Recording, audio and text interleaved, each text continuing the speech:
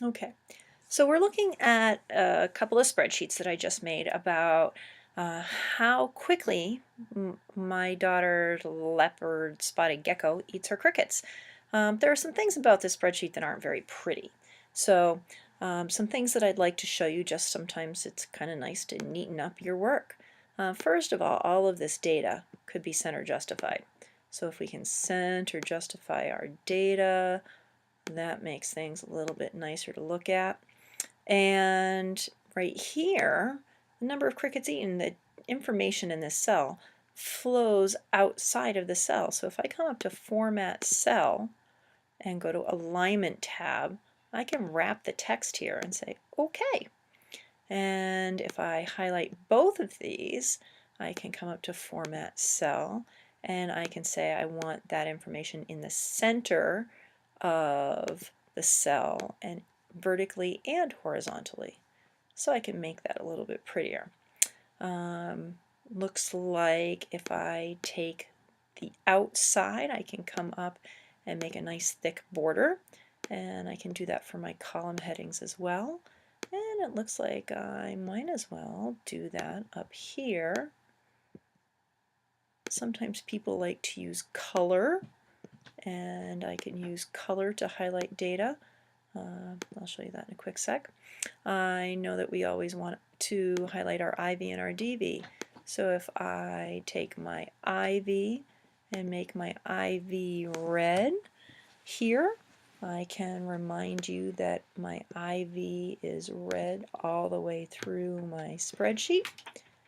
You don't need to do this, but it's something that I'm doing just because I'll probably share this information with my IS teachers as well. So my IV's all red. Brewster colors red and blue, so I'm going to come over here to blue, and my DV should always be in blue, so the number of crickets that Josefina eats. And so I will make sure that my data is blue all the way through. And yeah, I might as well go here too. Whoop.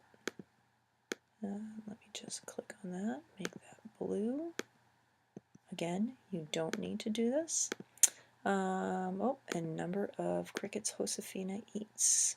Remember that I just fell into a trick that if I were to click on C15, my formula bar reminds me that there's no information there, that it's really spilling over from the first cell A15.